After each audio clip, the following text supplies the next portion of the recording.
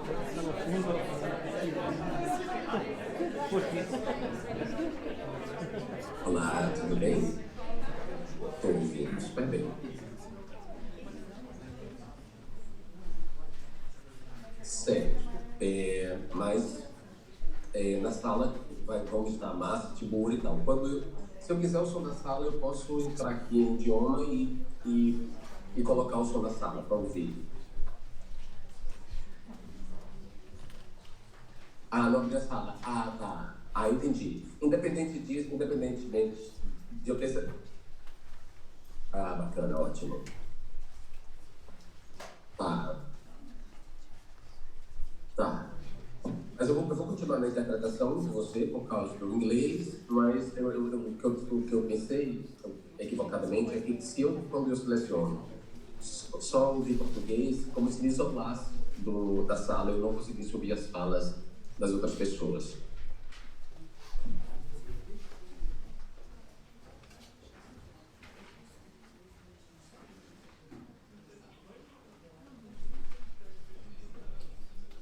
Hello everybody. Welcome everyone. Just a second.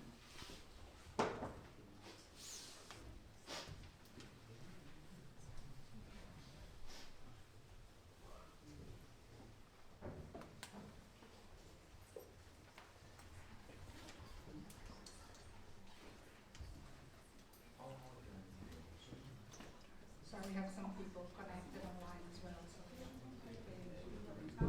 time now.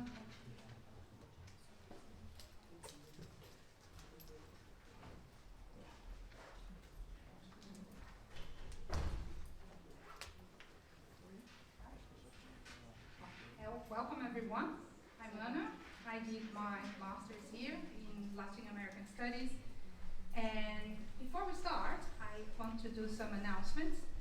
So this event has the support of the Faculty of Education IT team.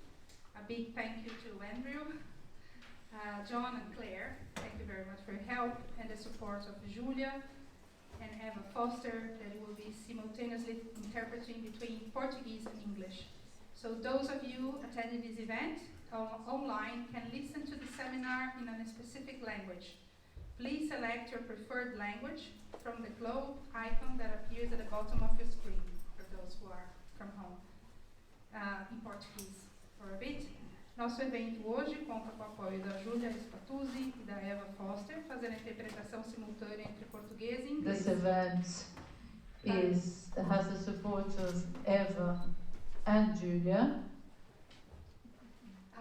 doing interpretation.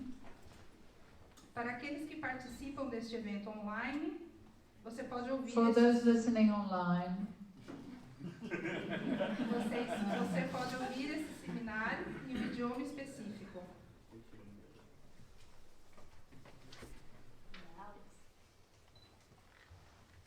Selecione agora o idioma da sua preferência no ícone do globo que aparece na parte inferior da sua tela. And to everybody, remember that this event is being recorded.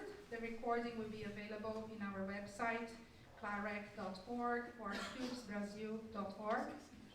During the event, who is following online will be able to submit your questions through the Q&A tool located at the bottom of the screen. We also invite you to use the chat to tell us where you are in the world and communicate your thoughts and feelings during the seminar. Back to the presentation, it was my pleasure to connect my friend filmmaker Victor from London and my friend PhD student in education Alex, behind me, which resulted after the efforts and dedication of many, many more in this event here today. This event about fake news and education invites you to engage and discuss urgent contemporary subjects that are a concern not only to Brazilian society but to all democratic societies. This panel here today will discuss the role of education in times of fake news, and we have amazing guests who are not only studying the phenomenon happening in Brazil, but also fighting against it in different forms. Our hope is to bring the debate further and draw parallels to the UK and the rest of the world. We would like to thank the Faculty of Education for having this space here today, and also the Center of Latin American Studies and CRASH, Center for Research in the Arts, Humanities and Social Sciences, and CUBS, the Cambridge University Brazilian Society, for generously sponsoring this event. Now I pass the word to Alex, who will talk a little bit about the work of CLAREC and CUBS. Hello everyone. It was my pleasure to connect, sorry. I'm Alexandre Trindade. I'm a PhD student at the Faculty of Education here in Cambridge, and I'm a member of CLAREC, the Cambridge Latin American Research Education Collective, and also a member of the Cambridge University Brazilian Society, CUBS, who welcomes you today for this event. CLAREC is a collective formed by academic students from the Faculty of Education at the University of Cambridge, and it aims to constitute a space for Latin American perspectives that bring together researchers working in Latin American context and those interested in learning more about them. Our key objectives, and it's very related to what we are doing today, is to make the regional knowledge production visible, share current debates linked to education, research towards the diversification and decolonization of academia. Based on these principles, and in order to democratize the privileged spaces we occupy in this institution, we intend to build a collective and a collaborative environment to promote a meeting of perspectives formed inside and outside the university. We advocate that university should be open and committed to traditional perspectives and knowledge that are not developed within its own spaces and voices. We believe that only by valuing and integrating others' knowledge, we will be able to transform the university into a genuine environment from which arise relevant contributions to society, especially as concern social sectors whose knowledge, histories, voices have been marginalized or even erased. So CUBS is another organization that is organized this event. It's a society organized by Brazilian students at the University of Cambridge that aims to bring and promote Brazilian culture, identity, perspective at the University of Cambridge and the city of Cambridge, as well as to promote initiatives related to Brazil that contribute to democratize spaces CUBS members access in this institution. Also, CUBS welcome Brazilian newcomers to Cambridge by providing a space for students to flourish academically, socially, politically, and culturally. On behalf of CLAREC and CUBS, that are some colleagues here from both groups, we thank you a lot for being here with us in person or virtually. So now we are going to start, and we are very grateful for Haira to be here. To start this event, I'm going to give floor to Haira Gandolfi, who will be the moderator of this event today. Thank you very much, Haira. Haira is an assistant professor at the Faculty of Education in the University of Cambridge. Her teaching and research interests are science education, the colonial curricula, and pedagogy, science and technology studies, and teachers' work and professional development. She was originally a science teacher in secondary and technical schools in São Paulo, state in Brazil. Thank you very much. Thank you, Alexandre. Thank you.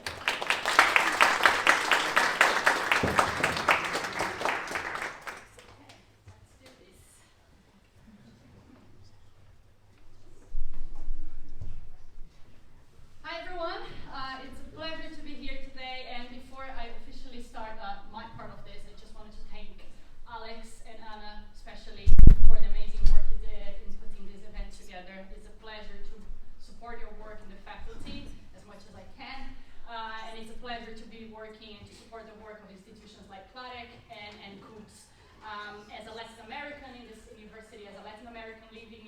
working abroad. I can only, it's very difficult to express the importance of those kinds of institutions for us doing this kind of work that we do abroad. So we are very thankful for all the work you did, not just for this event, because I know the amazing work that everyone at CLAREC and Coup do in relation to empowering Latin American Brazilian studies and work and initiatives across the faculty and the university. So thank you very much to all the members who are here, and some members at the back. So thank you very much for putting this together. And thanks for inviting me to moderate this table on behalf of the Faculty of Education, which is kind of, it feels a lot. So like Alex said, I am originally a science teacher. That's me, my heart. I feel like I am a science teacher in my heart. I worked in Brazil for many years as a teacher, and then I found myself working in this university, found myself coming to this country to talk about education as a Latin American in the UK context. So events like this, like Alex said, are very important for us, coming from the global south, coming from places like Brazil and other places in the global south, to share our experiences of education with others. So thanks everyone for coming and to listen to the conversations we're gonna have today. And as a teacher in my heart, I'm actually extremely happy to be having this conversation about fake news and specifically the role of education in that. As we are going to discuss tonight, and we're going to hear from our amazing group of speakers and my not so amazing moderation towards the end, that there's an important place for education in this discussion. There's a complex place for the education in many different ways. Education has been not just being used as the hope for fighting against fake news, for instance, but is also something that suffers from fake news. We have scholars participating in the table today that are educators and are not doing education in Brazil anymore. And there are several reasons for that, and one of the main reasons is the topic we are discussing today. So I just wanted to flag that as an opening to the day. Apart from moderating the conversation and keeping time, which is good for a teacher, right? We like to keep everyone on track. I was actually also put here to give you a very brief overview of the agenda for tonight. So unfortunately, our head of faculty, Professor Susan Robertson, cannot be with us today. She had a personal problem, but she sent her apologies and she welcomes everyone to the faculty. Hopefully she can come and talk to us in a different moment about what discussing fake news and what discussing fake news in relation to education, in relation to fascism, in relation to the rise of populism across the world, what that means internationally. So although we are talking about the case of Brazil here, I know that Susan and a lot of us here in the faculty are very interested in understanding the international global side of those discussions. So it'd be great to hear from you here as well about that. So she sent her apologies and thanks everyone for being here and to work with us on this topic. I also want to thank our amazing group of speakers tonight. Márcia Tiburi, who's going to be the first person to talk in a couple of minutes. Thank you very much for coming. I'm going to introduce her in a second. We also have Wyllys, who is going to join us from Zoom, because now this is live. Hybrid events is a thing now. So Jean, thank you so much for being with us, even from afar. It's a pleasure to have you here. And then, of course, for some of you might know him already from earlier today, we have the amazing Victor Fraga as well, sharing his work around the coup and fake news in Brazil. So thank you very much to everyone. It's a pleasure to receive you in the faculty. Now, without further ado, I think we are ready to start with our first speaker. Again, I am extremely happy to receive Márcia Tiburi here tonight. Márcia is a philosopher, plastic artist, and writer. She's currently living under exile in Paris and works as a professor at the University Paris 8. She has written extensively about the rise of fascism and fake news in Brazil. She authored the book, The Psychocultural Underpinnings of Everyday Fascism, published in 2021. So some of you possibly saw her talking about the book on that table over there, and she's always happy to talk a bit more about her book because it's an amazing publication. So thank you very much, Márcia, for coming, and the floor is yours. Thank you.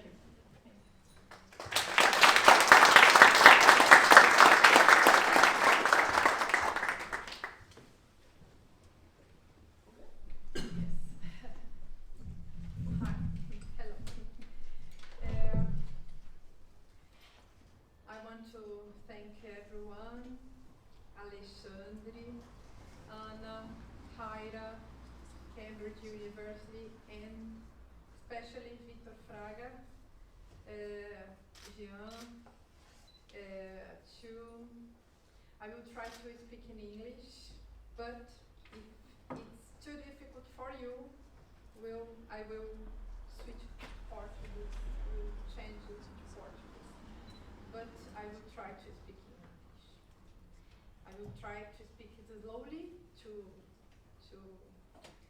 make it easier, this conference. Then, we have a common subject that is to reflect on fake news in the context of education. I think you all know Education After Auschwitz, published by Theodor Adorno 60 years ago, around 60 years, I think. I would like to begin by talking about this text because in it, Adorno says that all educational efforts should be made to overcome Auschwitz. Having said that, we can consider that all our efforts should be made to stop fake news. Why do I say that? Because fake news is a generic name for lies. I am a philosophy professor, and I have spent my life trying to understand how mentalities and sensibilities are constructed. We are beings that inhabit, lives in language, and that means we inhabit three complex territories: the realm of truth, the realm of lies, and the realm of fiction. These territories are in dialogue with each other and all have cognitive, epistemological, aesthetic, ethical, and political validity. And for this very reason, they can function as weapons, as forms of power. Certainly, lies are used as a weapon, that is, as a methodology and a political technology against which we need to oppose truth and fiction. Disinformation and the fake news that feed it are a fundamental part of the construction of a propitious terrain for the implantation of the brainwashing processes essential for fascism.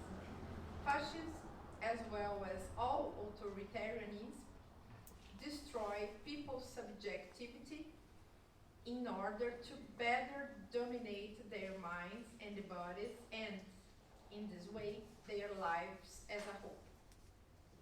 To understand the issue of fake news, we need to understand something about the establishment of fascism that happens through fake news, smear campaigns, and the whole context of disinformation that advances in the world today. This means that we all need to understand power games and that education needs to talk about power to explain how teachers, students, and society as a whole are being victimized by power games. I really believe that the school curricula, for example, needs to be dedicated to an education aimed at understanding power games in our time. This implies understanding the media, religious discourses, and historical and political process that affect people's private and collective lives. The moral and political task of education cannot be erased. In this sense, it is important that young people and children, as well as people of all generations, are informed about the ways in which what is true and what is lie are constructed and manipulated. It's evident that the history of fascism is the history of lies and fake news. It's not possible to form lucid people if we don't show them the power games, which are language games, in the context where they live. I am in favor of a very interdisciplinary education in which we study story, philosophy, geopolitics, art, mathematics, languages, all of these at the same time, and keeping in mind that children and young people are beings open to the world and that they are capable of making relations between all these subjects. The urgency of the work of discernment is renewed in this moment in which the strategies of psychopower take over minds, and the whole scenario of subjectivity in which language is produced is under siege. I have further developed the thesis of language under siege and of fascism as a language game, as well as the thesis of the consumerism of language in the book just published by Bloomsbury. I would like to talk a little more about the concept of psychopower, because I believe that education as the formation of the human being must be attentive to it. We are under a cultural war, and within this war there is a real operational work. It is an operational work, that is to say, an experience that works like in a laboratory. What I understand as a laboratory? The laboratory is the place chosen to implement the experiment. In this case, Brazil was chosen for this experiment, but several other countries have been joining the same process. Part of the experiment in the laboratory is concrete. It implies dismantling the institutions and the system of rights guaranteed in a democracy. In the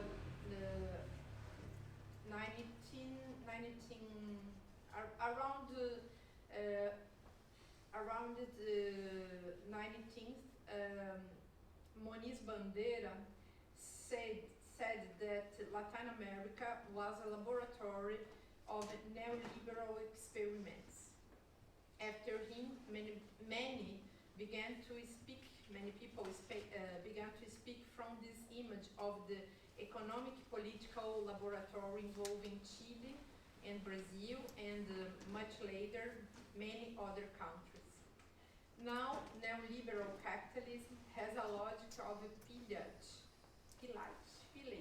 of economies that laboratory condition implies building parameters so that certain neoliberal practices. Basically, we can say there is a plundering of the local economies, including knowledge that is seen by the system as capital and not as something that belongs to humanity, for example. The question of knowledge is a question very important to neoliberalism, and is very important to the question of this system of disinformation and fake news, and the question of fascism. Then there is this question very concrete, but another part of the problem implies just subjectivity. It is absolutely important to guarantee that people believe the lies as if these lies were truths. For this, is necessary to put an end to stop to questioning. That is, it's necessary to remove critical thinking from circulation, because this thinking does not allow the lies to advance. That is why I return to Adorno to say critical thinking is the great enemy of fascism, and education is absolutely related to this. In analytical terms, what I defined as psychopower is the calculation that power makes about what people think, feel, and desire, about the subjective space that leads them to act, leads people to act according to the needs of the system. I refer to the capitalist system organized on disinformation that seeks to replace critical thinking in the old paradigm of truth. In very simple terms, this means how the government and the articulated powers of capitalism organizes brainwashing in an accountable manner. It is a kind of mental emptying produced by the mechanisms of conceptual leaching, we can say. In very concrete terms, what I have called psychopower are experiments made with language with a view to a specific ends in order to winning elections and reaching political power. Then I think education is necessarily could be or should be a kind of fight against this political power that touch and insist over the knowledge, over the subjectivity. To finish, I think I can tell you a little bit about this book that is now being published by Bloomsbury. The book, this book is a kind of a summary of the main thesis of the 4 books that I published in Brazil.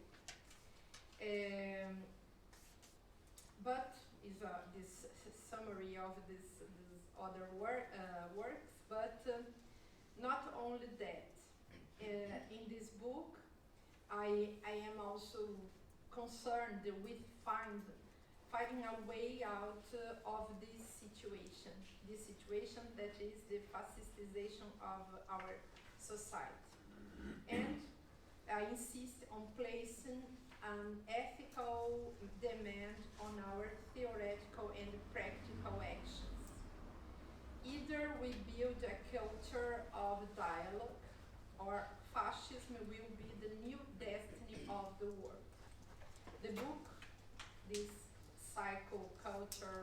cultural underpinnings of everyday fascism, has a subtitle, Dialogue as Resistance, and this book brings several reflections trying to show the links between the ethical or subjective, aesthetic, and political levels of this thing. The book speaks of the social, about the social and subjective basis that produces fascism, but also of how fascism is a political technology of neoliberalism. What explains the phenomenon of Bolsonaro, himself a kind of, we can say, scarecrow on the plantation in a country chosen to be an eternal colony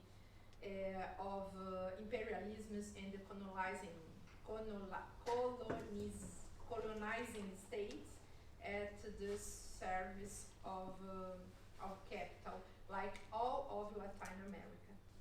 Bolsonaro has only one function in this government, to be the puppet that calls people's attention every day and is the main operator of the manipulation of the masses.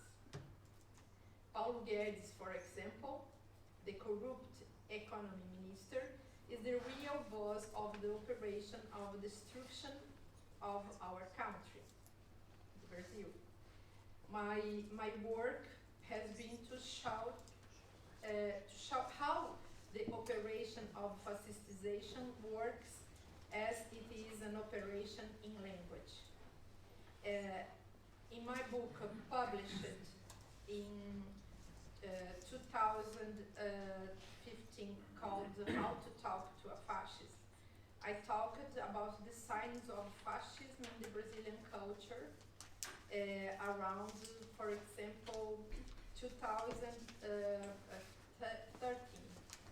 In that book, whose theses are resumed in this book in English, I said that the hate had been implanted in the form of a language game.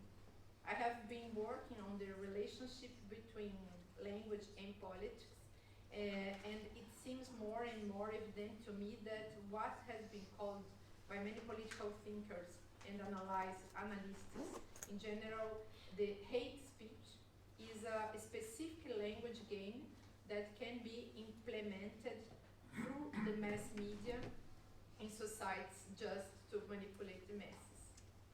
In this book, I want to show how fascism also advances with characteristics that make it even more popular and stronger for the hypnotized masses. One of these elements is the performance of machismo, which has become a real political capital in Brazil. In Brazil, screaming hysterically against political minorities, manifesting with grotesque speeches, has become a common performance used by many political men and all the people who seek fame in the era of politics reduced to spectacle.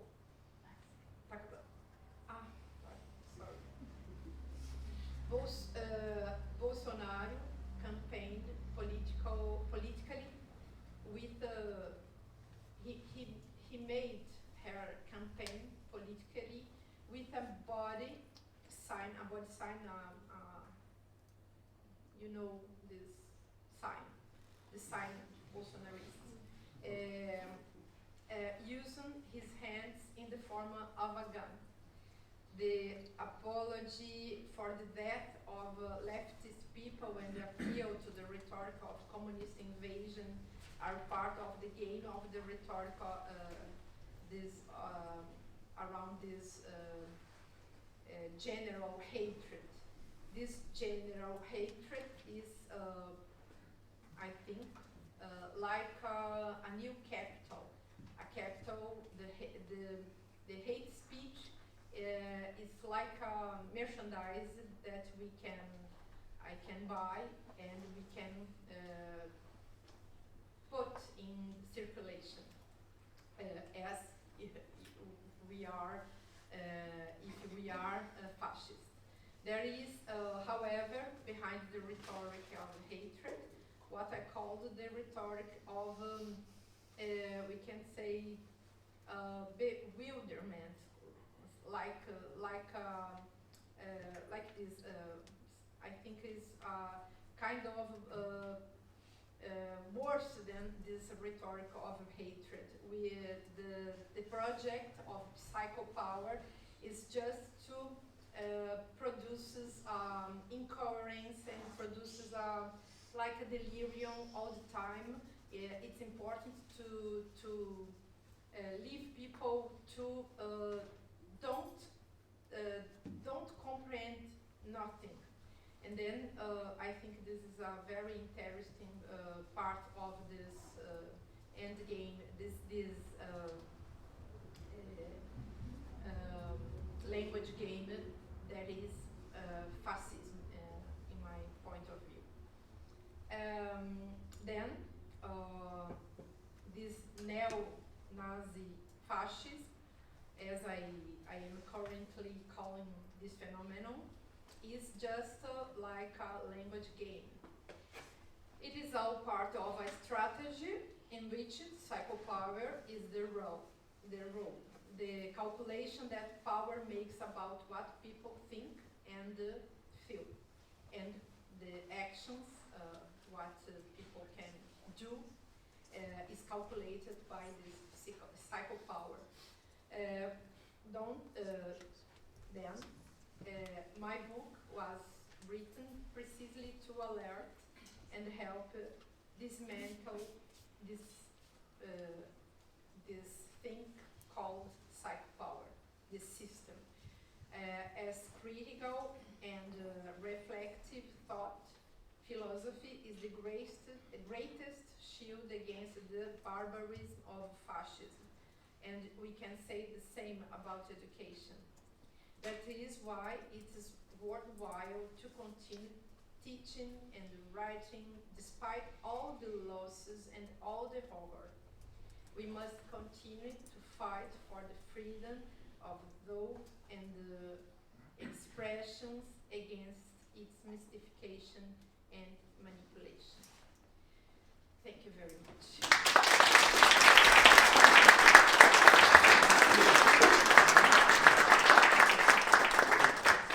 Thank you very much, Márcia. I forgot to say at the beginning that we're going to have a roundtable Q&A at the end. So I want to thank Márcia for her contribution, amazing ideas around psychopower and around the notion of critical thinking that for those of us who are teachers is something that we keep talking about, we keep thinking about, and we keep going back to this discussion about what does that mean and what we can do. So love to hear some of your ideas. We have Paulo Freire's statue outside this room, which brings us back perhaps to that kind of conversation. It would be great to keep discussing that, especially how to talk to a fascist. I think that would be a very interesting conversation for us to pick up as well at the end. So thank you again, Márcia. It's my pleasure now to welcome our second speaker of the night, and that second speaker is actually joining us through the magic of technology all the way from Spain. So Jean Wyllys, thank you very much for joining us. I might ask some support from the tech people in the room. We're putting Jean in the big screen.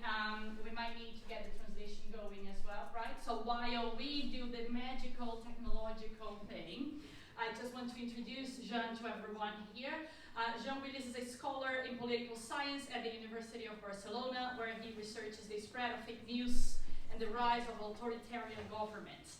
As an award-winning journalist, he also writes about civil rights and liberties. Jean also served 2 consecutive terms as a federal MP, what would be a federal MP here in the UK. So he served 2 consecutive terms as a federal MP in Brazil before going into exile in Spain. So it's a massive pleasure to receive Jean today, and thank you very much, Jean, for contributing to our conversation. The floor is yours.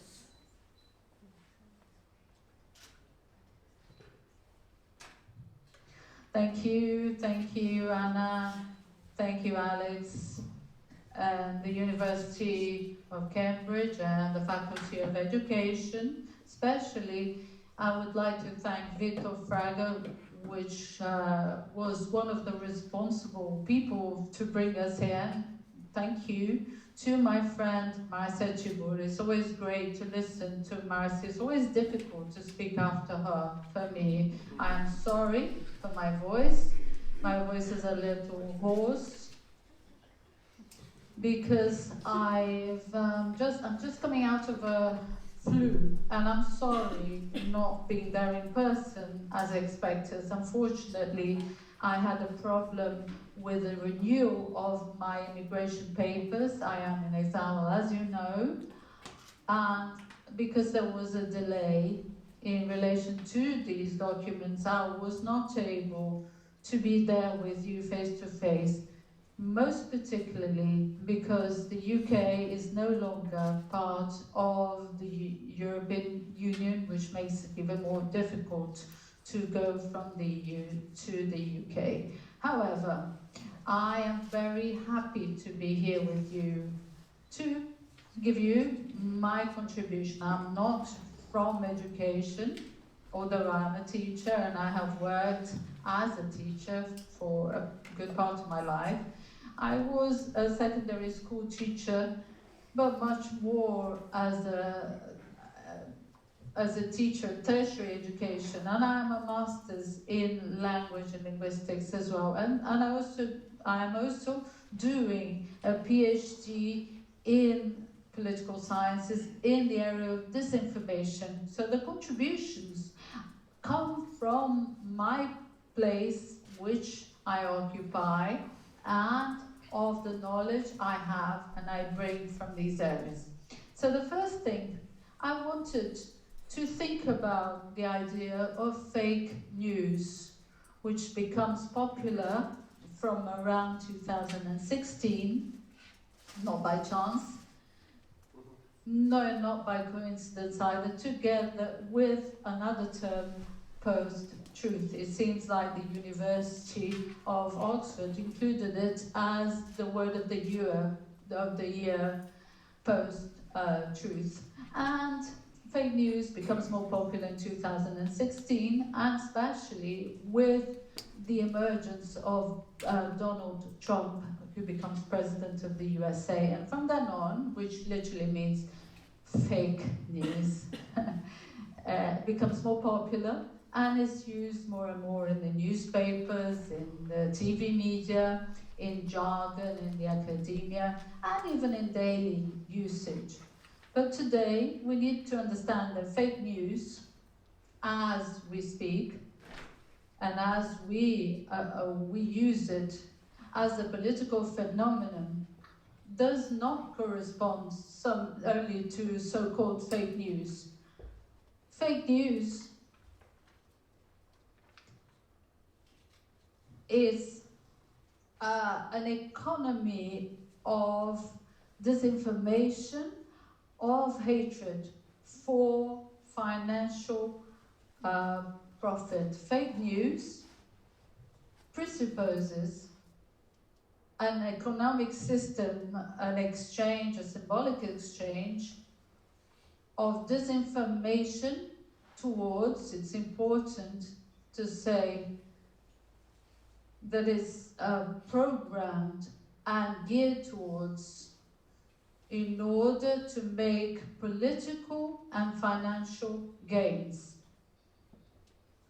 So part of the fake news, for example, of this economic system, the commodities exchanged and the meanings exchanged, fake news, conspiracy theories, insults, digital fraud, words or discourses taken out of context or put in different contexts, and also harassment through a spiral of silence. And I'm using here Elizabeth Neulen-Gruber, which is the theory of the spiral of silence. So this is what we would call together as fake news, in the sense that we're debating here, which interests us not only as researchers and academics and intellectuals, but as political activists and also as people interested in defending democracy. How does this economic system is conceived? It's conceived, it comes together when neoliberal capitalism expands to the internet, brings a new technology of communication, which is at the beginning of the 1990s, becomes more popular and commercial. So from then on, neoliberal capitalism makes use of and appropriates this technology not only for their own means for maximizing profit, but also colonizes the internet, which had emerged with a potential, with an enormous democratic potential. We used to say that in the 90s, where I was a computer programmer, where I went to university to learn communication, we believed that the internet was liberating because it would break the means and the model of mass communication. So you had a mass communication where you had one receptor that was broadcasting a message to thousands of receptors who could not answer. And so you had this mass communication means which is emitting these messages to the mass, and the mass is not acting through words, but through silence, which Andrea used to call the shadow of the silent majority. So the masses, they would say if they like or didn't like a program, if the audience would be reduced. So internet then appears as a possibility, a new possibility for communication, changing this communication, making it a circular model where the emitter is also the receptor. So the internet, like earlier technologies, produces a great and enormous impact in the old technologies. So whenever the new technology arrives, it redefines previous technology when it doesn't absorb it. So for example, the world went through the radio era. So when television comes, television incorporates radio, bringing something which it has, the image, something new. Really, an image in movement was already in the cinema as an earlier technology, but the videotape is incorporated in the technology and swallows up the radio. And the same thing happens with the internet.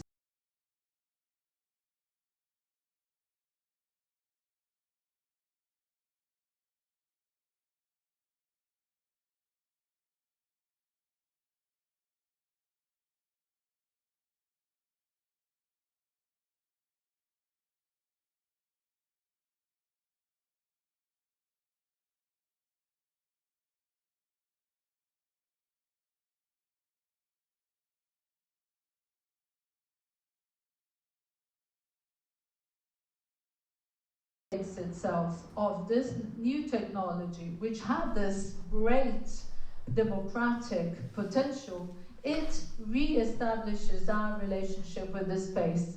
I always use a metaphor, I've already talked about this before, of the ocean and the aquarium. So we had in front of us an ocean which had to become well known, to be navigated, and then the neoliberal capitalists arrived and made our relationship with the ocean a relationship within an aquarium. So it constructed these invisible walls which stops us discovering this ocean. And these aquariums in the internet, they are the social media, the apps and social medias, or social medias and their apps.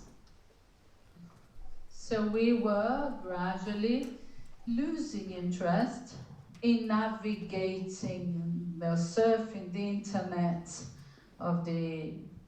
to become users, followers,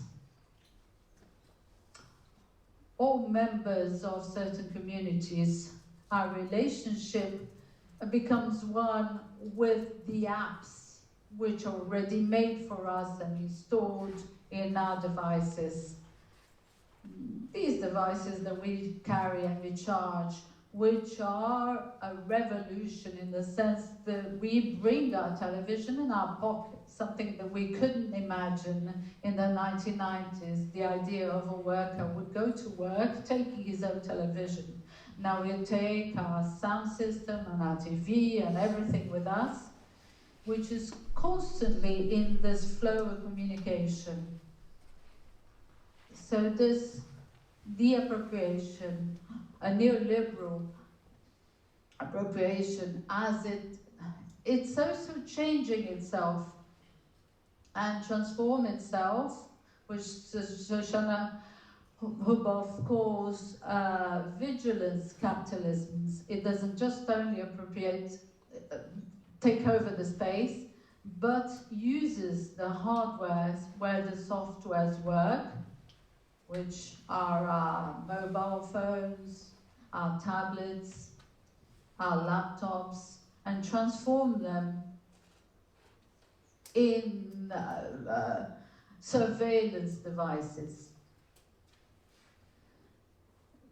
To start with, it would be, let's say, a commercial surveillance where they identify our behaviors and our patterns, words that can be changed into publicity aimed at us. So platforms such as Facebook, Twitter, Facebook, etc., started to collect information about us, all sorts of information, in this interaction that we have with these tools. We are constantly providing them with this information, and this information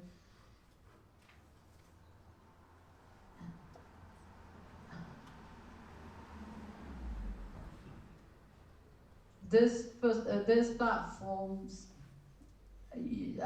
this information is used to provide us with services and products which are made to our own image, which are within demands that we didn't even know we had, or at least didn't even imagine. And then you had this idea of having this diffuse idea that you're being surveyed by Facebook, and then suddenly you went to see something, and then this marketing appears and says, hang on a second, I thought about this, and this is here. Because these platforms and devices and apps work through artificial intelligence, which interprets and make a calculation, an algorithm, and so they know how we're going to act and what we're going to want in the next minute.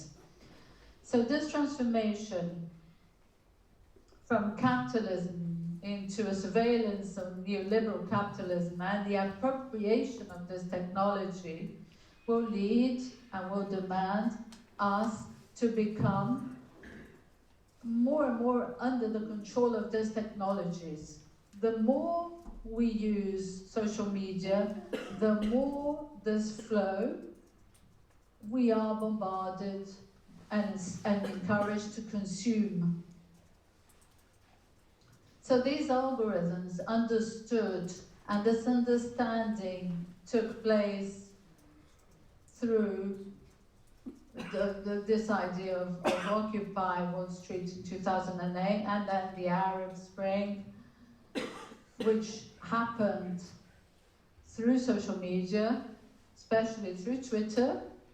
These algorithms start to understand that these interactions increase and the permanence of people in social media increases when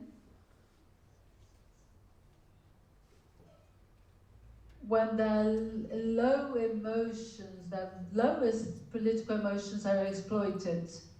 So they understood that when this brought fear or hatred, this publication brought more interaction. The more people interacted and left comments and spent more time in social media when they were scared or when there was hatred. So this communication started to modify these algorithms to suggest to us a content that would produce or brings these sentiments from us: fear, anxiety, hatred. So we started to be really within our aquariums. the algorithms started to decide which content we should be consuming.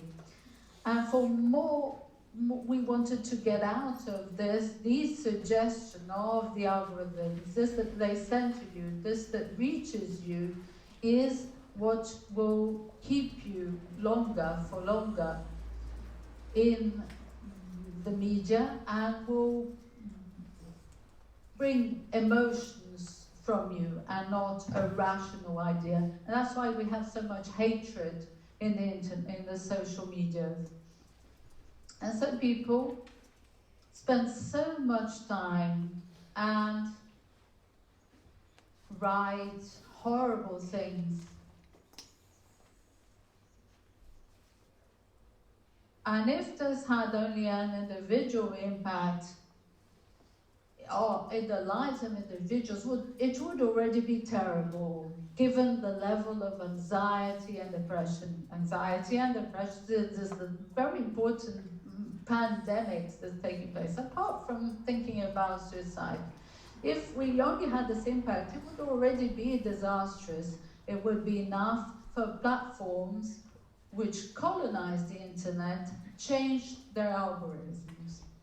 But this is not enough. The exploitation of these low political emotions started to impact on democracy itself and the electoral results, and produces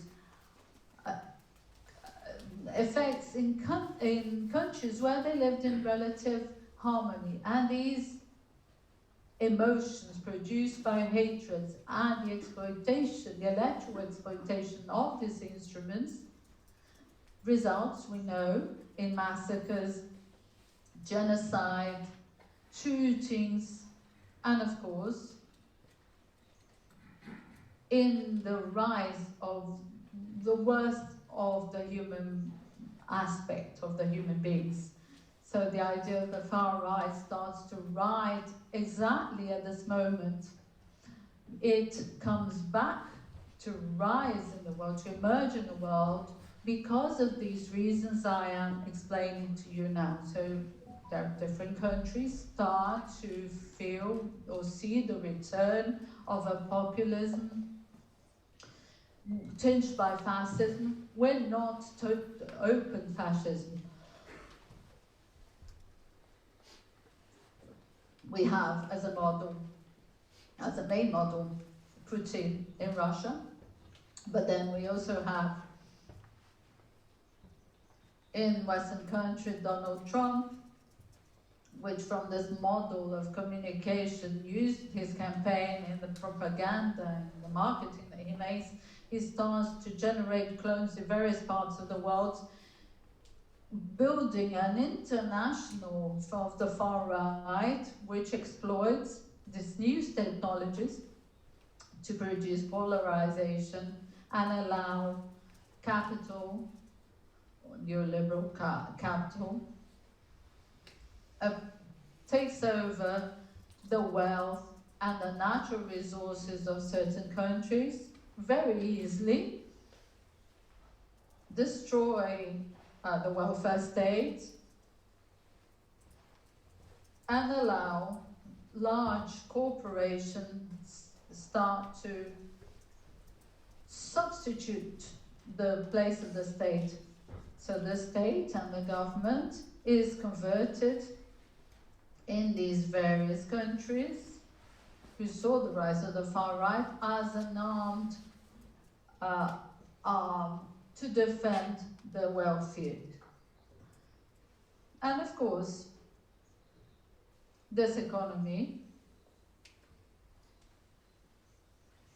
the system of disinformation and hatred for political and or financial gains,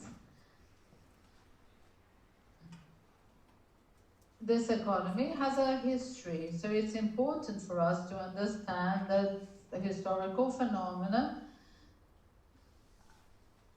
can be explored in their genealogy, in a Foucauldian sense. So we can bring Adorno to understand neo-fascism or neo-Nazi fascism or the populist governments, because they bring us this idea of a cycle of authoritarian systems of the 1930s that led to the World War.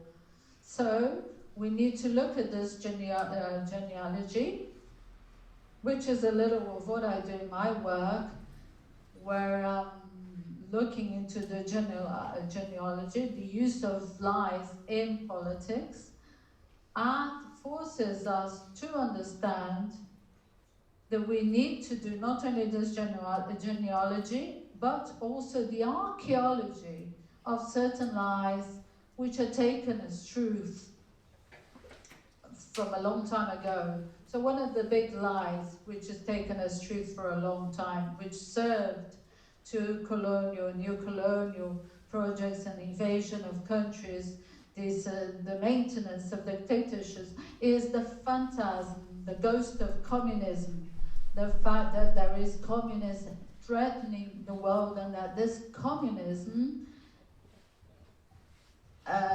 makes us to bring the armed forces of capitalism against this communism. This is a lie that led to the rise of fascism and Nazism, Franquism, Salazarism in Portugal, Spain, Italy, Germany. In all these cycles of the 1930s, the ghost of communism was used, the idea that the world is threatened by communism. And we see that this lie is repeated once more. It was repeated in Brazil. Bolsonaro used in Brazil, Duterte used, Trump used it, Orban used it,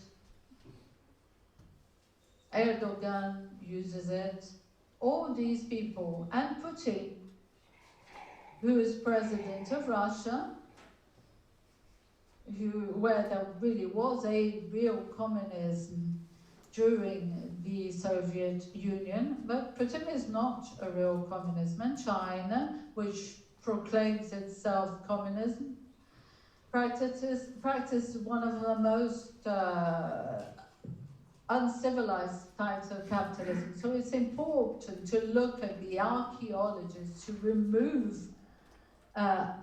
what's on top of these lies, to understand what is the origin of this fear and this manipulation. And to conclude this first part of my talk, is that this phenomenon, which has to do with the world, it will take place in each country in relation with its specificities. So before we talk about the specificities of Brazil, it's important to talk, considering we're here in an education faculty, that this new technology of information and communication, that is internet and its hardwares, the apps,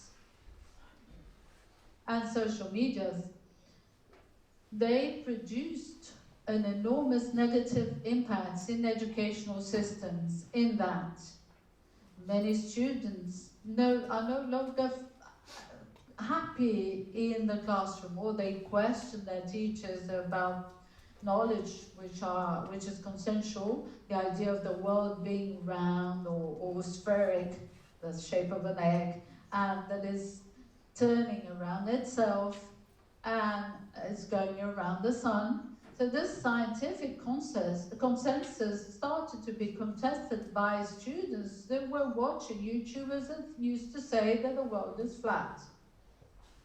So they were contesting their teachers with a lie, with a conspiracy theory. So we can see how these technologies are already impacting negatively the educational systems.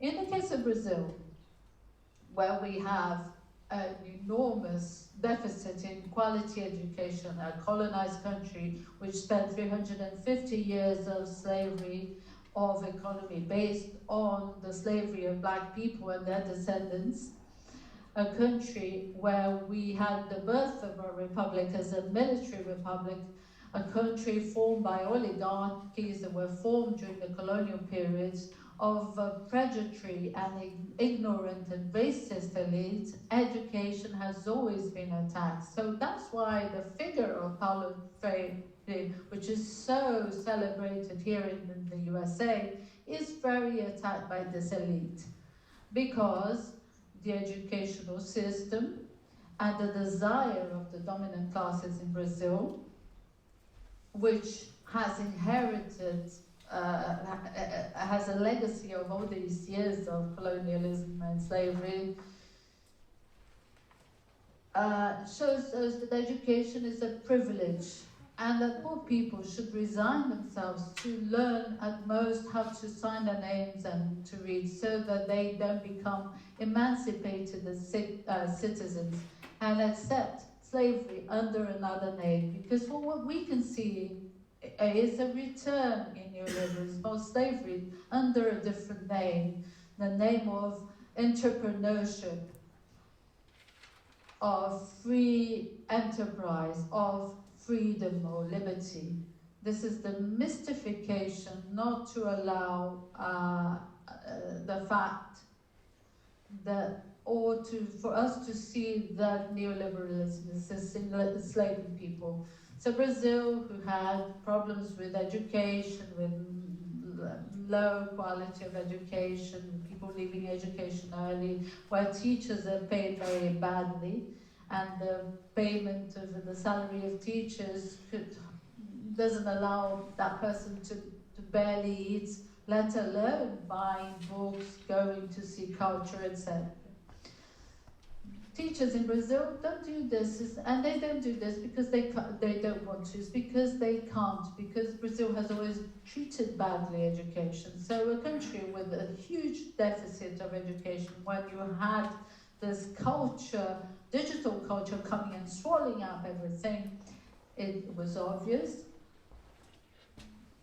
that the economy of disinformation and hatred, a program and directed system for making gains would be very successful. So Brazil became a lab for this experiment. And myself, just like the woman who spoke to you before me, we are victims of this economic system in a way that it's difficult to imagine the type of violence that was perpetrated against us through lies, hatred by the far right, which in Brazil rose to power, having Bolsonaro as a scarecrow and its representation. We need to be aware from here onwards. The Faculty of Education need to incorporate into their disciplines this topic, the idea of the digitalization of culture, with its material, ethic and moral implications, and above all, because these are systems which form imaginaries and liberate systems and spirits, we need to prepare ourselves to deal with this order of the world that wants to enslave us under the line that we are exercising liberty. Thank you very much.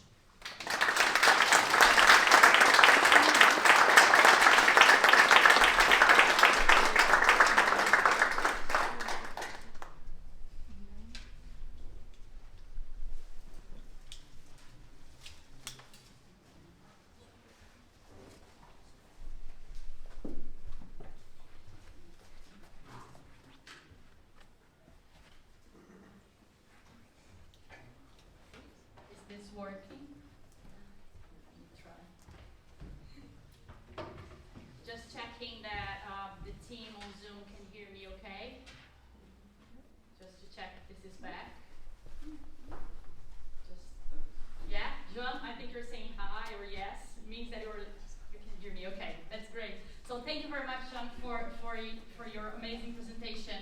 It brought me so many follow-up questions that I'm going to perhaps put to the table, but one thing that I feel that is extremely important for us academics in social sciences, in humanities, in education specifically, but also in the hard sciences, if we want, working in fields of natural sciences, technology, is to think about what is our role in this kind of situation.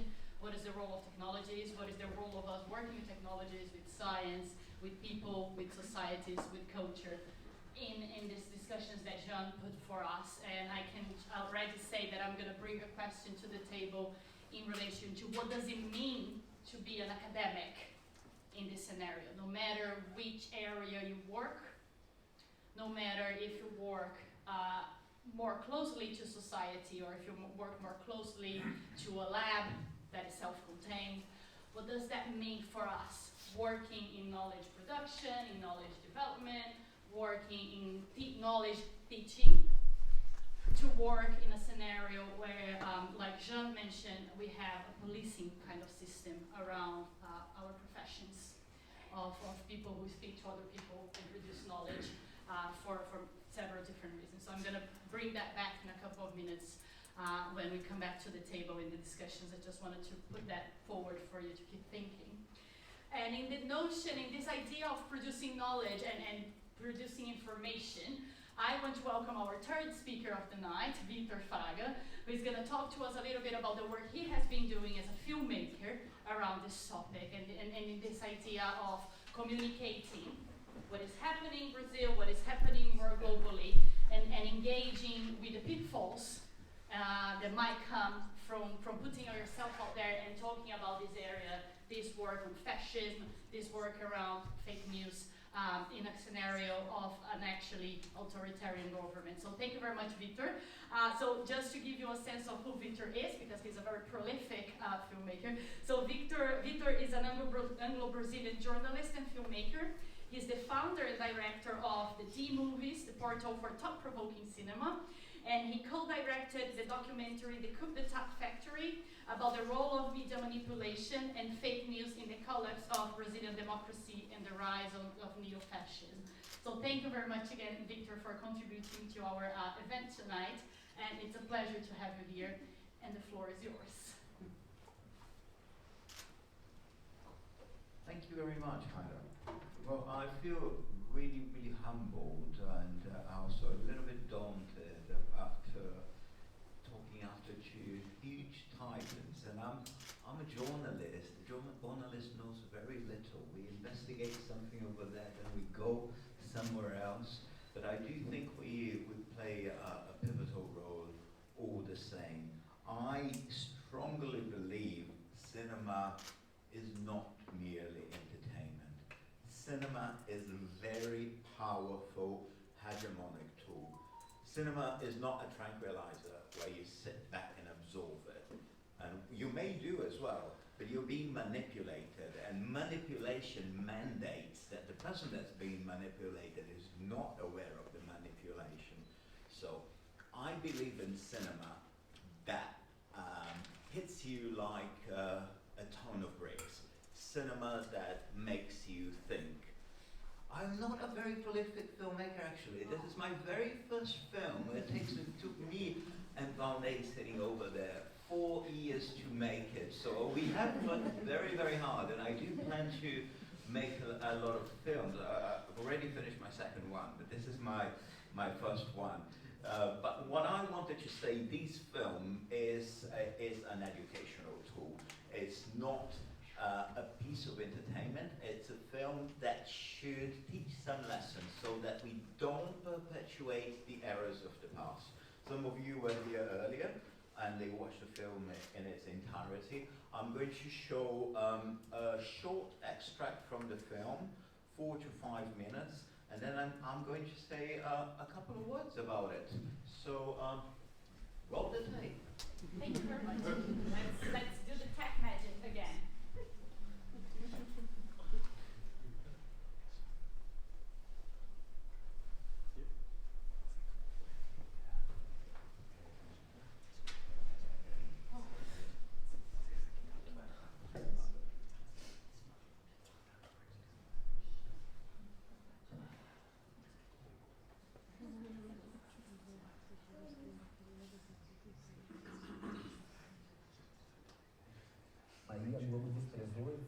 caldeirão, essa gente que constitui a extrema-direita, que emerge e que toma o controle. A Globo foi o papel principal, só que a Globo errou, ela exagerou na dose.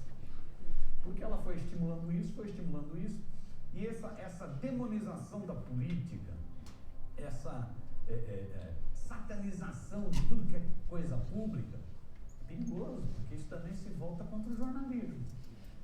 E se volta contra determinadas coisas que a Globo faz, que a Globo, você pegar a cobertura jornalística, é uma cobertura totalmente partidarizada, politizada. A Globo é um partido político na cobertura jornalística. A mídia brasileira é useira e viseira e mentira.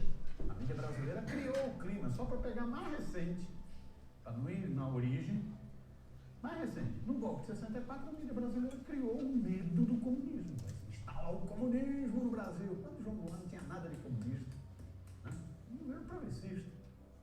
A mídia brasileira estimulou as marchas com Deus, pela família, pela propriedade. Que é a mesma coisa que agora.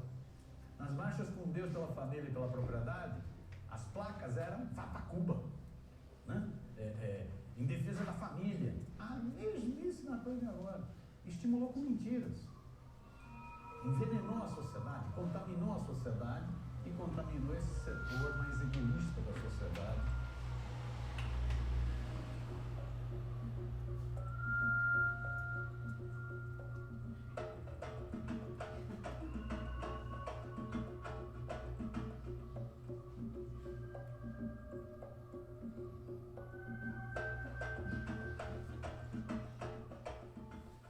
Todos os noticiários antipetistas. Hoje no Brasil, o antipetismo é como o antissemitismo.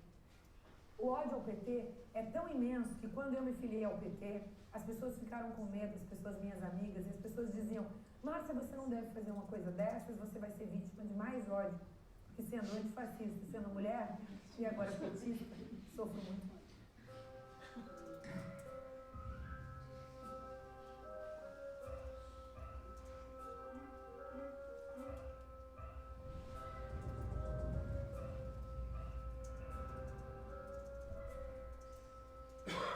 Nós temos duas tradições extremamente golpísticas, que a escravidão acha que a questão social tem que ser resolvida com violência e repressão.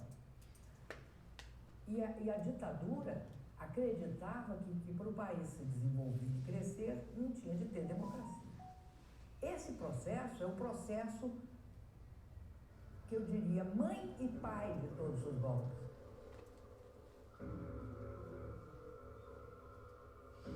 This was the grisly reality of the military regime. In 1990, a secret mass grave from the early 70s was discovered in a Sao Paulo cemetery. It contained more than 1,000 bodies. Among the remains of those so far identified are those of a young woman involved in the armed struggle against the military. Her parents had been searching for her body for 18 years. According to her father, she'd been violated with a truncheon and her breasts had been mutilated before she was killed.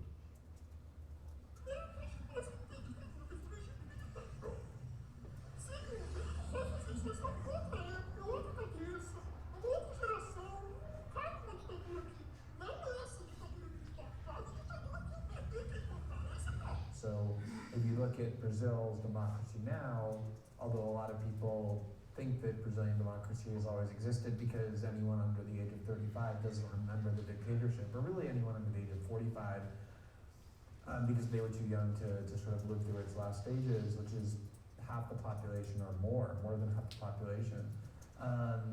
It's basically the equivalent of what the US would be in, say, 1820, in terms of the fragility of its democratic institutions.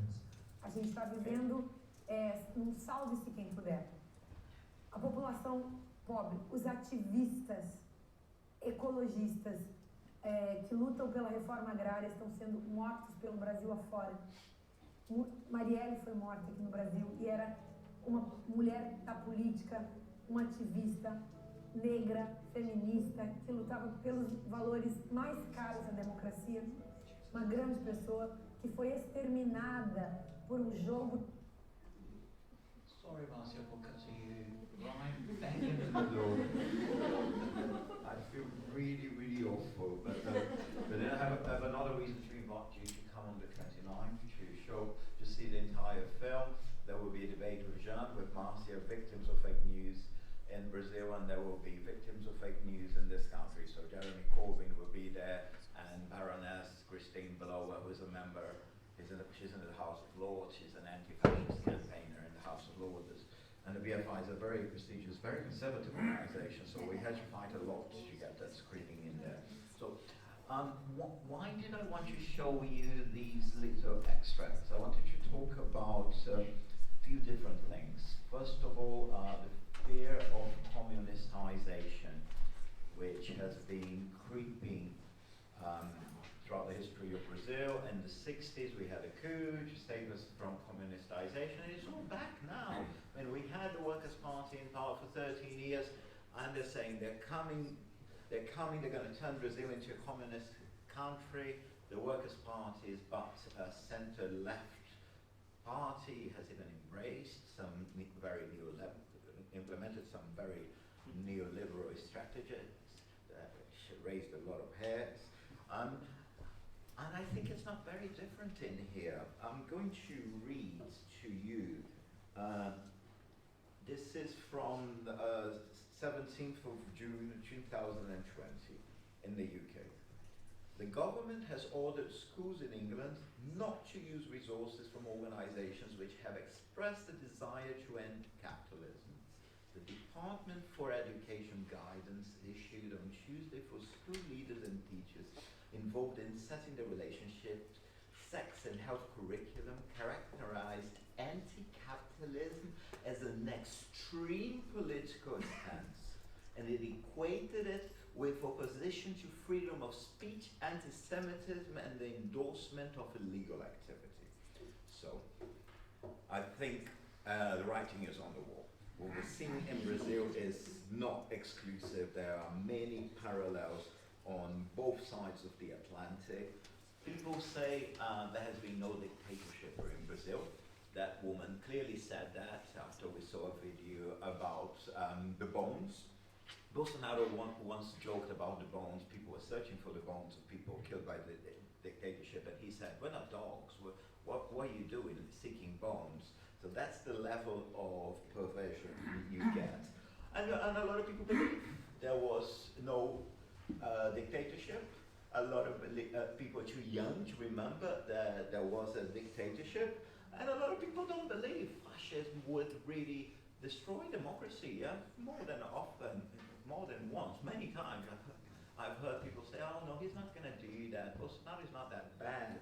So people really underestimate the power of the fascist forces. Yes, and this is really through a perversion, a misunderstanding of education. First of all, the understanding that communism or anything that's anti-capitalistic, that's critical of the establishment, is toxic. We've seen the near-criminalization of the Antifa movements, which is a huge perversion. I mean, we won a war against fascists, but now anti-fascists are being criminalized. So the point I want to make as a journalist, and I don't like to speak for too long because I allow my film. It's not just my film, it's a film by Varney as well, who's sitting over there. Oops, no, he's vanished. Oh no. Both of us worked very hard on it. So I really hope you can come on Sunday.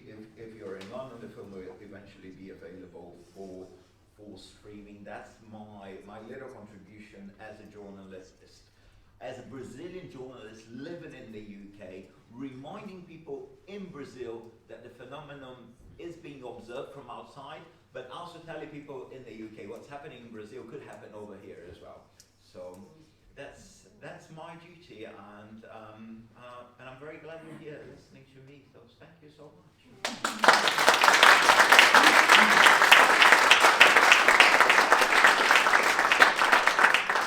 Thank you very much, Victor. You actually helped me open the door to something that I wanted to bring to the table, so that's going to be brilliant. And thanks everyone for listening. Given the time, we are now coming back to the table, and we are going to open the table for questions. So we are going to have some questions coming via Zoom, via the people joining us online, and we are of course open to questions from people here.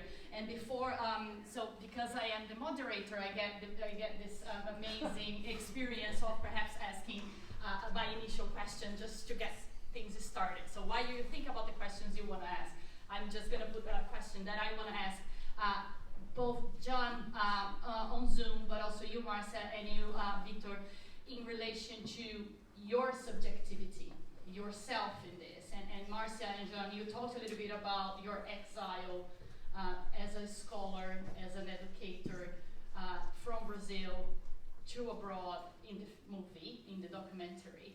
And I just wanted to ask if you could comment a little bit about what it means to be a Brazilian abroad, talking about these topics that we are talking about as communicators, as educators, as scholars, knowing what is happening. So what do you think is the role of people like us, and what is the price to be paid for going against the grain? We talk about the anti-capitalist teaching here in the UK.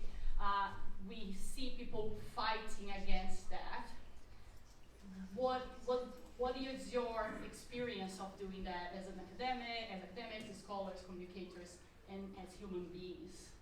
So just to put that as a starting point for us to discuss, and who wants to go first is the one going first. Thank you very much. It's very difficult to explain, to say, to talk about this question of exile. It's very, very difficult. I love to speak about education and fake news, and I think to speak about myself is very hard. But I'm writing about that. All the time I write. Me and Jean we wrote a book about our experience as exiled people, and I think writing is easier to elaborate this experience that is very, very hard, because he and myself, I leave Brazil in 2018, and after we have the pandemic moment, very hard to all the people, but after I lost my father, and I didn't see my family since this year, that year of our tragedy, Brazilian tragedy, with this government fascist that was chosen by the people, by population, by the paradox of democracy. That is a question important to us understand. And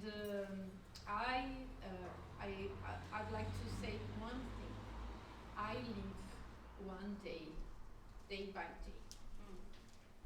Today we are here, and we have you, and we have this moment, this event, and we have Cambridge, and we have one each other, and it's very nice, and life and very important. Yes. That's great. And I think just to complement, don't worry about it, just to complement, I think it goes back to, you all mentioned to a certain extent the idea of Paulo Freire, and how Paulo Freire is an important scholar to this conversation that we are having. And I think one thing that reminds me, and he lived through the same kind of experience himself, and his notion of pedagogy of hope, his notion of hope and solidarity is really, I think, something that we as scholars and as people working in this field need to embrace. And I hope these spaces spaces like the ones we are trying to create really bring us together. And I think there is something that you put together about hatred and about dialogue, which is something that comes, Paulo Freire was really putting forward in his work. Like, how can we come together in this scenario? And how can we empower each other in this kind of work? Because I think we need each other more than ever, right? And I think there is another thing very important, that is people that are not Brazilian.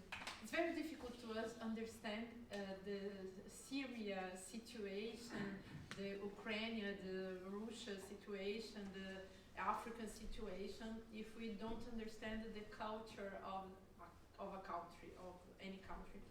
And then I feel that it's very difficult to the other people in France, in Spain, in all the Europe, but sometimes now I think with the rise of fascism in the world, it's possible to produce this comprehension, collective comprehension. And I hope that we can have more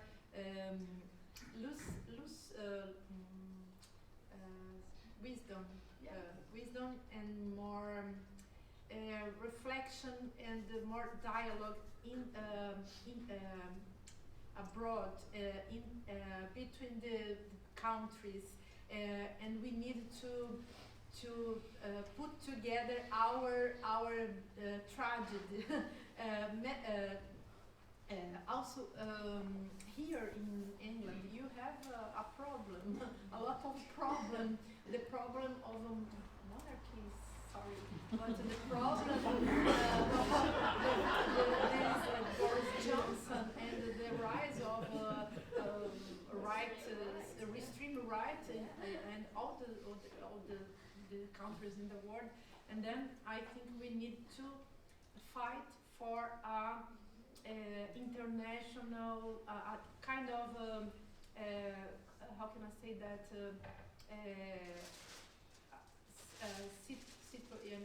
cidadania, how can I say citizenship, international citizenship, cosmopolitan citizenship, because we need to fight together. That is very important to overcome this situation here and in all the world. Thank you. Thank you. Victor, do you want to share a little bit of how do you position yourself in this, also in terms of making the movie, right? Yeah. Well, my situation is slightly different. Differently to Márcia and to Jean, I moved to this country, donkey years ago, long time ago, and I came here by choice, and I love this country. I love this country pieces, which doesn't mean I love the monarchy. I'm a Republican. I consider myself British. I have British nationality. I think nationality is a very inclusive concept. I think you can be British and Brazilian and Spanish all at once. Theresa May once very infamously said, if you are a citizen of nowhere, you don't really belong anywhere. Well, I'm a proud citizen of nowhere. I love being a citizen of nowhere, and I find that very refreshing. I eventually want to do a film about media buyers in Russia, and I want to draw parallels between Russia, Brazil, and the UK. And so, the way I see it, my role as a journalist is to continue. I want to continue to investigate the topic of fake news and media bias. I think I'm in a fairly comfortable position. Not that everything is perfect in this country, but I don't think that they're going to come and shoot me in the head as they would in Brazil. So despite all of the problems in this country, we do enjoy at least some freedom or some physical integrity in that sense. But there are other ways of destroying people.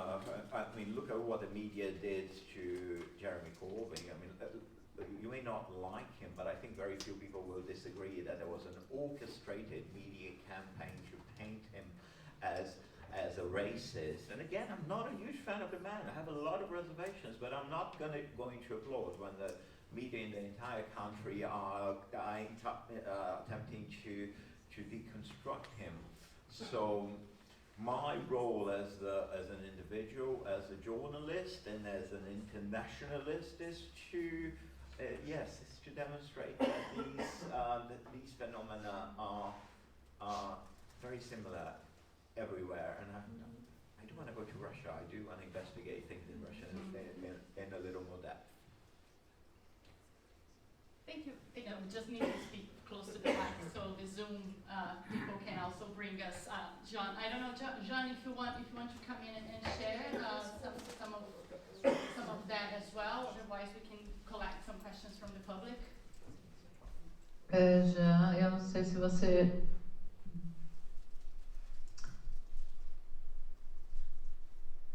It's difficult to reflect about exile right now. Exile is a theme in itself. It needed its own conference. But Márcia Tiburi and myself have dedicated ourselves to this task from our experience, our individual experiences. We have reflected about this condition of exiled, of being outside our land, but at the same time being present in the virtual space because of these technologies. And what does that mean in our lives, including in terms of our biological clock? How is it to act in two different time zones? I would say I am not Spanish. I don't have Spanish citizenship. I don't have American citizenship. So I am a migrant, an immigrant that is asking for a global citizenship more and more. And this is one of the tasks that we have for this millennium, is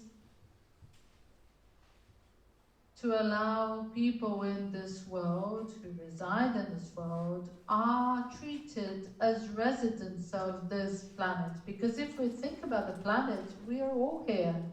So global citizenship, the universal basic income, are things we need to think seriously about.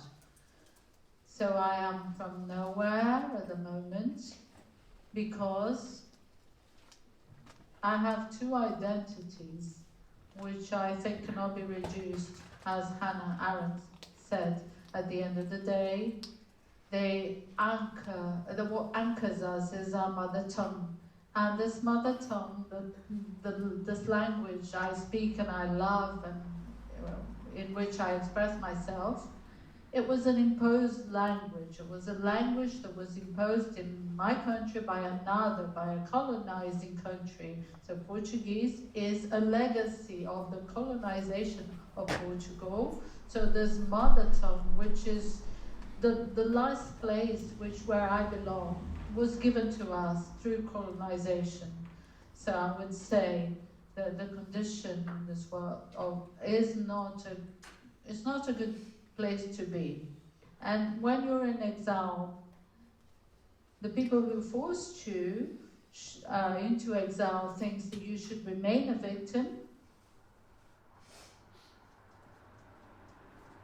They don't accept that you leave the place of the victim. So these people who forced us to exile want us and wants exile to be an expression of our suffering, death during our lifetime. And even when we reinvent ourselves in exile, when we are able to reinvent ourselves as people and recover our place from where our voice is, from where we speak, when we show our happiness, this is an affront, is seen as an affront. So to show our happiness when we're in exile, it's an affront, and so they tell us that we are being a tourist in Europe, without thinking about all the difficulties that we have, both in terms of existential difficulties and material and emotional difficulties. And they accuse us precisely because of this, so that we go back to that place, so that we can become and carry on being a victim and deny us the ability of surviving. I mentioned this a couple of days ago in a program which I take part in Brazil, in terms of Lula's wedding. So why did Lula's wedding annoyed so much the hegemonic and mainstream media? Because that meant a victory of Lula over the political powers that wanted to annihilate him, both politically and as a person. And Lula survived cancer, he survived prison, he comes back invigorated, stronger, becomes a catalyzing force of hope and love in Brazil, and he marries again. This is really an affront, this happiness of Lula.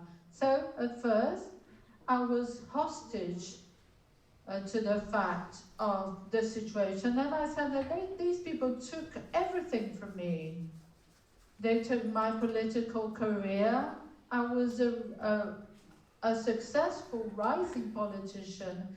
They took away my friends, my land.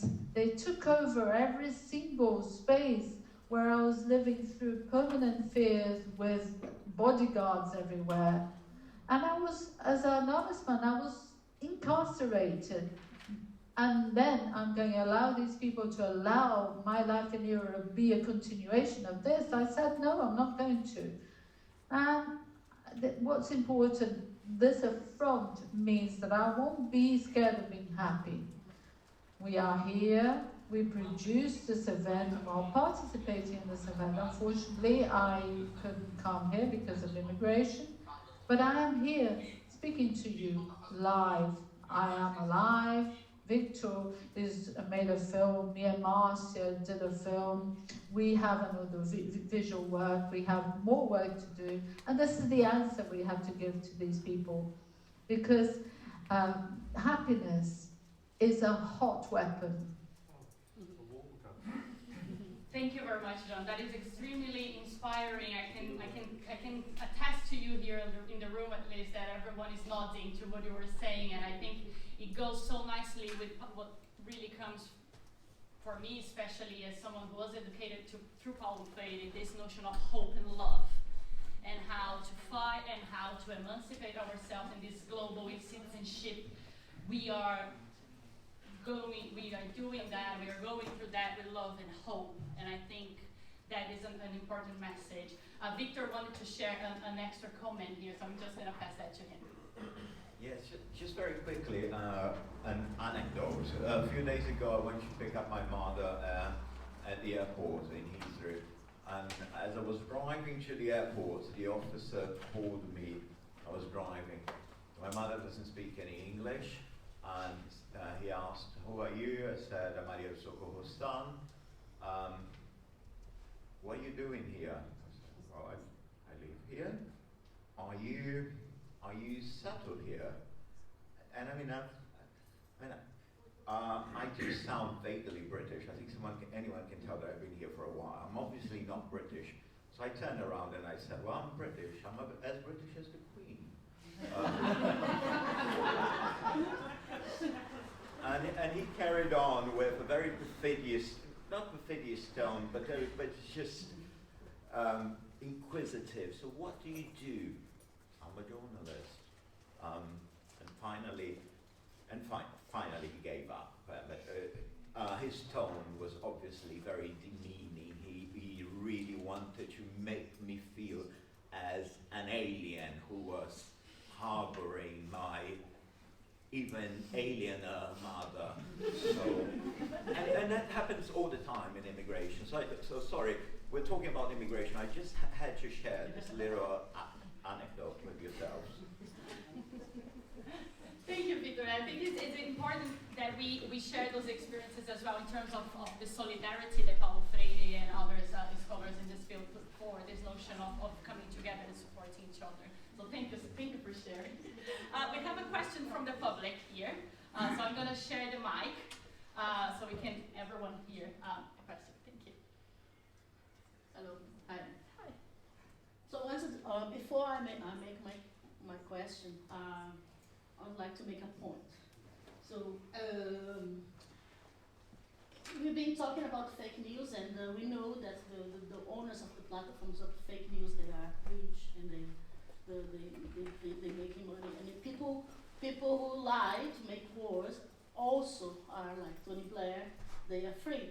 But unfortunately, a journalist who told the truth, who showed the world the truth, is rotting in a British prison today. And I'd like to remind you that Julian Assange is about to be deported to the US. And I, as an activist, would like to ask everyone to sign petitions and do whatever you can do for Julian Assange, because he is actually the opposite of fake news. So that's my point I would like to make. So, and then I would like to make a question, because it's good that Victor mentioned about the anti-capitalism movements, and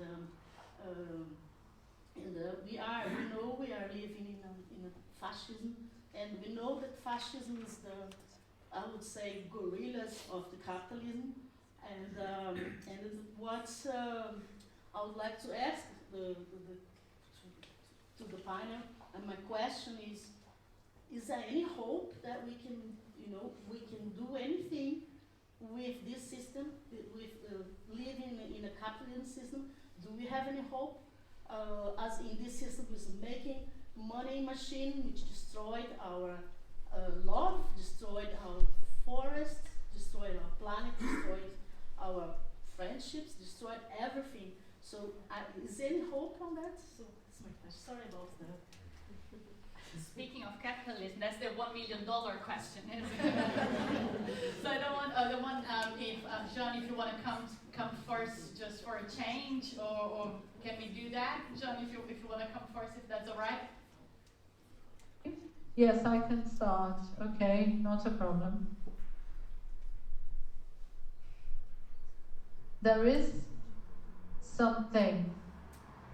There's a whole mythology of hope. Hope is the last of our human feelings that was in the Pandora box. When we opened Pandora box and it was closed immediately, then we had hope that stayed there when all the bad things of the world left. Hope is something we wait for. It's the word itself in Portuguese, to have hope is to wait. So I have waited less in my life. I was much more active. I was far more of an activist. I waited a long time. I waited for food that never came. I waited for toys, or hoped for toys that never came. And I waited for a long time, or hoped for things, and I just found out that unless we fight, things never come. So more than hope against neoliberal capitalism, there's an action, there's political activism. We need to rescue dignity of politics, and not only of representative politics, but other forms of politics. Like this one we're doing today. We need to express solidarity. We need to be an activist, and that means that we will be a little bit annoying. People don't like activists because they have this annoyance, which is always reminding people that things are there. So we need to have activism that with problems that are common to us, especially people who have children, nephews, grandchildren. This is work, because this is empathy. What sort of world do I want to leave people in? What people do I want to live in the world? So if our worry is, I love my children, I want to leave a better world, so we need to engage with a better world. Your child will be much better in a world if he's gay, lesbian or trans, and is able to express their own sexual orientation without dying. Then the world has to be a tolerant world, where if he is one of these things, he can live without dying, or she can live without dying. Because perhaps my child might not be the standard hetero person. So if I'm an immigrant or the son of an immigrant and I live in another country and I may be a person of color, then I have to combat racism.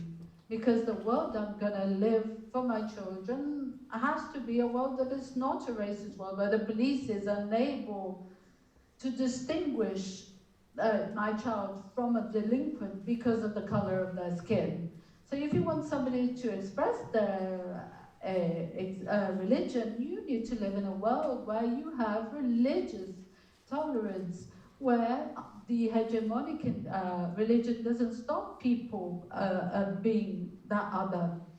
So if you want to have water in the world, you have to fight against the privatization of water. So more than hope, we need to start working and fight. And why am I fighting? I never sit down and go and rest, because I have always needed to act in my life to have that which was denied to me, but not to God. It was denied to me by a few people who appropriate of the wealth of the public good as a private good, and they think that they can treat me as nothing, where I have to live of silence, of the remainders of what's left over, to live in a cupboard. And that's why I've always been an activist. And in this world that we're fighting against the far right, we need to be activists more than ever. And education has a very essential role, both the formal and informal systems. We need to be able to deal with communication, talk to people, however difficult this may be. We need to be able to open a window, a moment for this communication, and trying to find a common point, a common place. So I dismantled the whole discourse of a taxit who was against the Barcelona mayoress, Colau, but he's bombarded with information every day by the media, who are always attacking her because she wants to make water public. And then the private companies, all those companies who want to privatize, they fund campaigns against her. So the taxist that's listening to this every day, he has this idea that she was a bad mayor. And then he asked me, first he told me what his opinion was, and I decided how I'm going to approach this without losing this person. And then when he asked me if I was Brazilian, he started talking about football, and I said, let me say something. I don't like football. And I started to explain to him why I didn't like football, and homophobia stopped me liking football. So he started to explain to me things about football, and from that dialogue, from this conversation, and the fact that I couldn't live football because of homophobia, I was able to find a way to talk about the city and how she was making the city more inclusive, and she was defending a very important right and a basic right, the right to have water. And at the end of the day, I dismantled the whole of his discourse And he said, nobody spoke to me in this way that you spoke to me, with this patience. And you're not somebody from here, he said. So it's a challenge. So there's people who are open, some people are walls, where we can't go over them. The walls are so high that we can't even reach to the other side. So we can't waste time with these people. So we need to know who we can talk to and who we can't. But if we see someone where there's a key, a hole, a window, let's use it. So we need to be activists, and we can't hope. We can't just wait and hope. Thank you, John. That was actually such a comprehensive take into this that I was informed here that you answered a lot of the questions we had on the Zoom chat as well, so that's very brilliant. And it actually reminded me when you mentioned this notion of being an activist and this social political education, which is something that is being dismantled in educational systems across the world. Victor mentioned the notion of preventing teachers here in the UK from engaging with anti-capitalist teaching. That was related to the Black Lives Matter movement. That was related to the Extinction Rebellion movement. That was put into place to prevent teachers and their students in their classrooms from engaging with that kind of social political learning and social political action. Section 28. Exactly, Section 28 as well. They were put in place to prevent people, teachers, students, their communities from developing that social political learning and that social political learning that is necessary for acting. We see that, for those of you who are familiar with Brazil, we see that with the School Without Party in Brazil, and how that was used to prevent teachers from doing the same kind of work in their classrooms, and also it was part of feeding into fake news around the work of teachers and persecuting teachers based on that.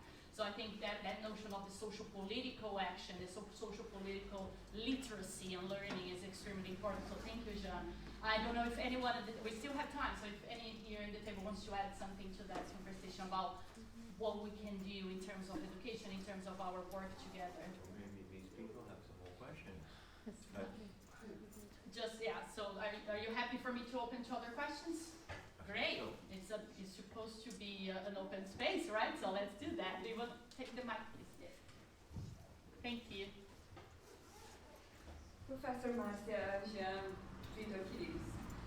So I have a question. I think Jean mentioned a little bit also how the lack of formal education. I think Gessé Souza and Eliane Brum, they also mentioned a lot how much lots of Brazilians are deprived of their citizenship because of the lack of education. Yet, I come from a state in Brazil called Santa Catarina that has a lot of people with formal education, and yet lots of them are voting for fascist government at the moment. But I was born and raised there, and so what I feel is that it's maybe a problem of ethics, because I saw the people change it over the years. Maybe it's just an impression, so I would like to hear your opinion. Because, we can also discuss the role of the formal education in forming people, but basically, seems to me that the notion of what is good, it has changed to people somehow. So does that make sense? So now we have elections coming up, and we know that in the 20th century fascism ended up with a lot of suffering. So how do we talk to people, again, how can we dialogue and talk to people that we can have a common ground? We don't have to agree on anything, but just have a common ground of what is good and what is good for the humanity and the world moving forward before it's too late. So I guess this is my question. Thank you.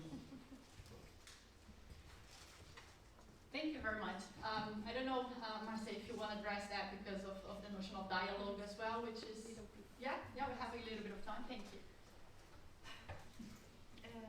Thank you, everyone. I think we needed to build a dialogue culture. We need this dialogue culture, and of course, education, philosophy, humanities, arts, political, economics, all of these areas could make this, could do this. And then, but I think in this dialogue as a movement, international movement, and maybe like a party, like a movement as MST. But I think the great movement of our time, a great movement around very hard dialogue, and because dialogue is not a consensus, is a fight, is anything, something with a tension, internal tension. And then I think the great movement of our time is the feminism. Feminism is the great movement. And I think if we can construct, create, or if we can progress to eco-social feminism, we will have life, we will have future. Because the capitalism and the patriarchy are the same. We can speak about patriarch capitalism because it's the same thing. And then I think we need to combat to fight against this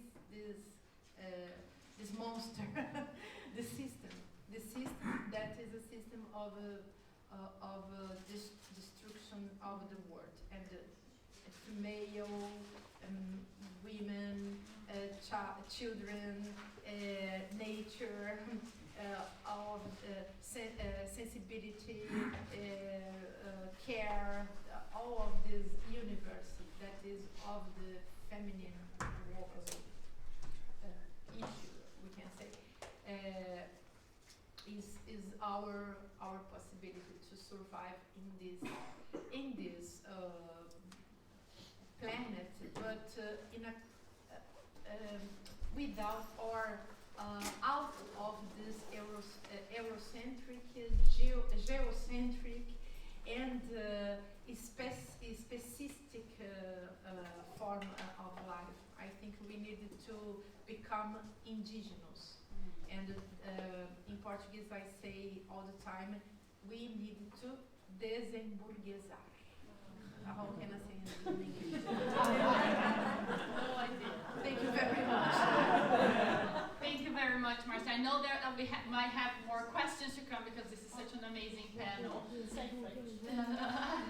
But I'm conscious of time, and I know there were some questions on Zoom that were actually answered now, and just to let people on Zoom know that the questions that were not addressed, we are going to address them soon as well via other means.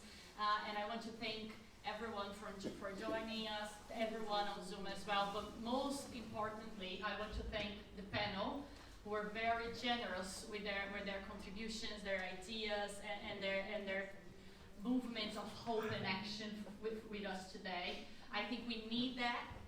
I think we need that kind of sharing. We need these kinds of spaces where we feel where we can come together and not just talk theoretically, but also think about ways of coming together and building something for us. So thank you very much, Márcia. Thank you very much, Victor. Thank you very much, Jean, for your amazing generosity for sharing that.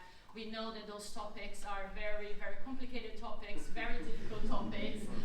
Thank you, Jean. Everyone is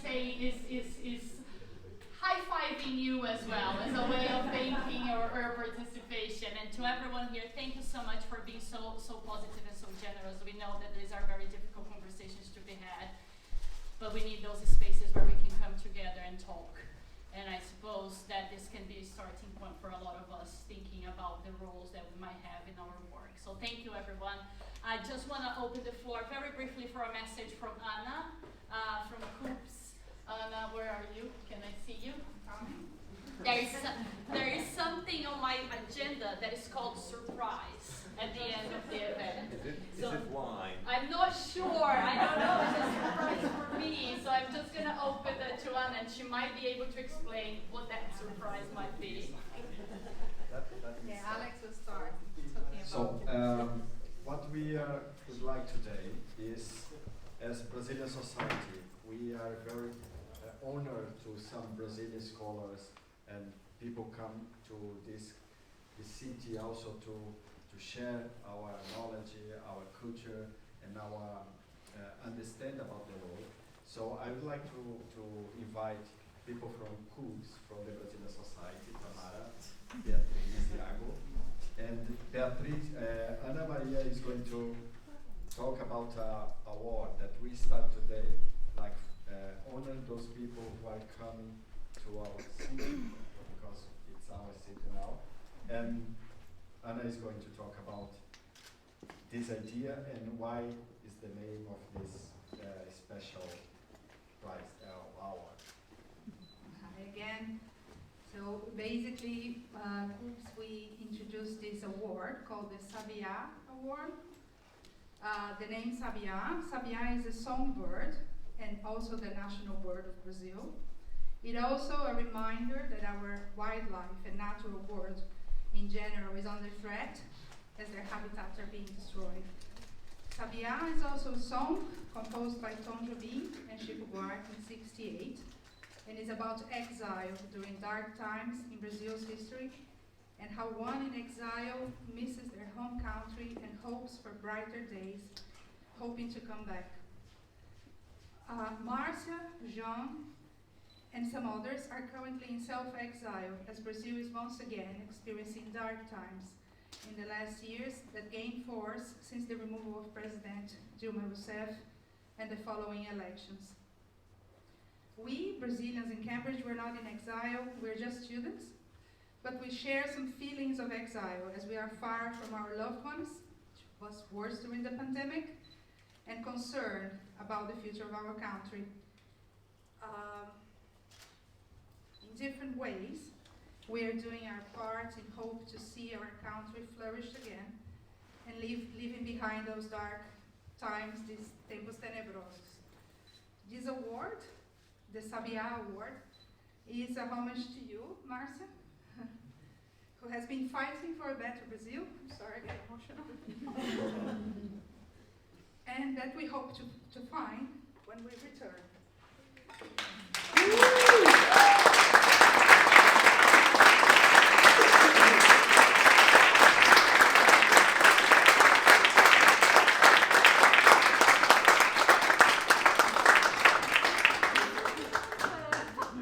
It's a surprise. Que lindo! Olha que bonito. Obrigada. Obrigada a você. Obrigada mesmo. Nossa. Obrigada. Thank you everyone once again for coming. Thank you Márcia, thank you Victor, John, thank you wherever you are, and thanks to the tech team who stayed behind. I'm sure there's some kind of celebration happening